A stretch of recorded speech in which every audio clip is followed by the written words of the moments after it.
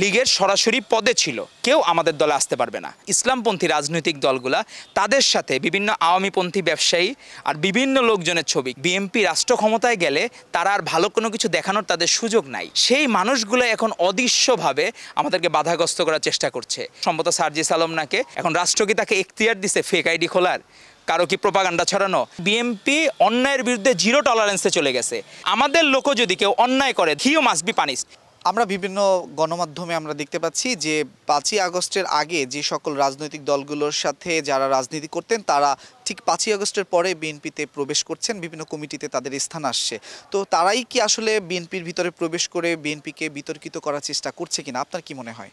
মানুষজন কেউ কেওড়া গাছে ঢিল মারে না, সবাই আম গাছে ঢিল মারে। আম হচ্ছে ফলজ বৃক্ষ। তো রাজনীতির ফলজ বৃক্ষ হচ্ছে বাংলাদেশ জাতীয়তাবাদী দল, আর তার ছাত্র সংগঠন হচ্ছে বাংলাদেশ জাতীয়তাবাদী ছাত্র দল। ইস্যু হয়েছে কি, 5ই আগস্টের প্রেক্ষাপটের পরবর্তী সময়ে আমাদের এখন আমরা বিএনপির যে নতুন সদস্য সংগ্রহ নবায়ন করছি, সেখানে স্পেসিফিক্যালি লেখা আছে যে কেউ যদি সরাসরি আওয়ামী লীগ এবং এর অঙ্গ সহযোগী সংগঠনের সরাসরি পদে থাকে, তাকে কোনো জায়গায় পদায়িত করা যাবে না। একদম স্পষ্ট কোট করা কথা যে আমরা কাউকে নিচ্ছি না। কিন্তু এই জায়গায় কি হয়, আমাদের প্রোপাগান্ডা, আপনার অফিসার নাম শুনছে কিনা, গোয়েবলস নামে একজন প্রোপাগান্ডা মিনিস্টার ছিল হিটলারের আমলে।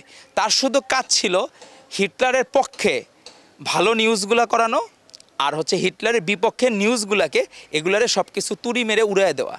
তার কাজ ছিল এইটাই, প্রোপাগান্ডা অফিসারের। তো এখন কিছু অদৃশ্য শক্তি আছে। আমাদের ভারপ্রাপ্ত চেয়ারম্যান জনাব তারেক রহমান আমাদেরকে এই গত এপ্রিল মাসে সতর্ক করেছেন যে আমাদের অদৃশ্য শক্তির বিরুদ্ধে আমাদের যুদ্ধ করা লাগছে।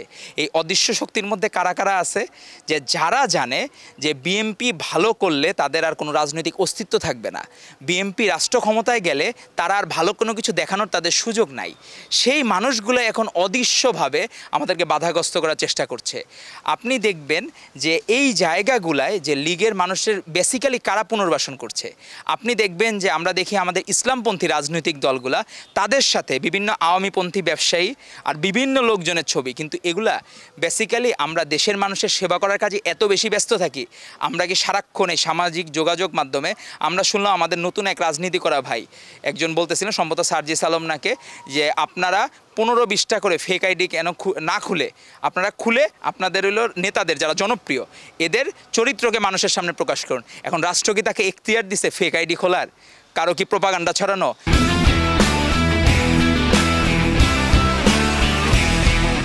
আমরা তো ভাই মানুষের ভালোবাসার জন্য আমরা নির্বাচনমুখী দল, গণতন্ত্রকামী দল। তো আমরা কি করব? আমরা মানুষের দ্বারে দ্বারে যাব। মানুষের কি আমাদের সময় আছে যে আমরা ওইখানে যারা আছে আমাদের দেশ গ্রামের চিরায়ত বাংলার যে মানুষজন তাদেরকে বলবো আপনি ধরে ধরে এই ফেসবুক আপনি এইভাবে ব্যবহার করেন, এই প্রোপাগান্ডা ছড়ান? আমরা বলবো না, কারণ আমরা জানি মানুষের মন কিভাবে জয় করতে হয়। যেমন আপনার এই জায়গাগুলোতে লীগের দোসররা বিভিন্নভাবে পেট্রোনাইজ হওয়ার চেষ্টা করবে, কিন্তু আমরা এটা নিব না, কখনোই না। আমাদের সরাসরি এই জায়গায় বাইন্ডিংস আছে, লীগের সরাসরি পদে ছিল, কেউ আমাদের দলে আসতে পারবে না। তারাই অপকর্ম করছে, তাদেরকে আপনারা বিভিন্নভাবে শোকজ করছেন, বহিষ্কার করছেন। এটি কি আসলে যথাযথ ব্যবস্থা গ্রহণ হচ্ছে কিনা, আপনার কি মনে হয়? ধন্যবাদ আপনাকে। রাজনীতির যে ট্রেন্ড ছিল আগে, কোনোদিন আপনি শুনছেন যে লীগের আমলে ধরেন সম্রাট থেকে শুরু করে যুবলীগের সম্রাট থেকে শুরু করে ছাত্রলীগের ফরিদপুরে একজন ছাত্রলীগের 2000 কোটি টাকা পাওয়া গেল, অজস্র উদাহরণ। ন্যূনতম কোনোদিন আপনি বহিষ্কারের কোনোদিন শুনছেন? বা আপনি তো একজন গুণী সাংবাদিক, আপনারাও কখনো শুনেন না যে কাউকে বহিষ্কার করা, পানিশমেন্ট দেওয়া এবং নিজেরা বাদী হয়ে মামলা করা? গতকাল পাবনার সাথিয়াতে যে বাদী হয়ে মামলা করছে, যে কারণ কি বিএনপি অন্যায়ের বিরুদ্ধে জিরো টলারেন্সে চলে গেছে, তারা এই ন্যূনতম প্রশ্রয়টুকু দিবে না। এখন আমরা তো দল হিসেবে, আমরা তো রাষ্ট্র ক্ষমতায় না, আমরা তো সরকারে না। আমরা যদি সরকারে থাকতাম তখন দেখা যাইতো যে আমাদের সময়ে কিন্তু প্রথম র্যাব যে চালু হয়েছিল অপারেশন ক্লিন হার্ট, কেন করা হয়েছিল? নিজের যদি ফ্যামিলির কেউ দুষ্ট হয় তাকেও পানিশমেন্ট পাইতে হবে, কোনো দল মত নির্বিশেষে। এখানে শুধুমাত্র যে বিএনপির উপর বুলডোজার চালিয়েছিল আওয়ামী লীগ বা জামাতের উপর চালিয়েছিল, সেই ধারণা থেকে বের হয়ে আমাদের লোকও যদি কেউ অন্যায় করে, দলের কেউ কোন ন্যূনতম কোনো কর্মী যদি অন্যায় করে, হিউ মাস্ট বি পানিশড, এবং সেম পানিশমেন্ট সবার। শুধুমাত্র এমন না যে বিএনপি করে একটু কম পানিশমেন্ট, অন্য দল করলে বেশি, তা না। আমরা গভর্নমেন্টে গেলে আমাদের নেতা ভারপ্রাপ্ত চেয়ারম্যান জন তারেক রহমান বলেছেন সবাইকে, সে দলমত নির্বিশেষে সবাইকে সর্বোচ্চ শাস্তির ব্যবস্থা করতে হবে। এর বাইরে, আইনের বাইরে কেউ না, বিচারের বাইরে কেউ না, সকলের জন্য সমান বিচার ব্যবস্থা থাকবে।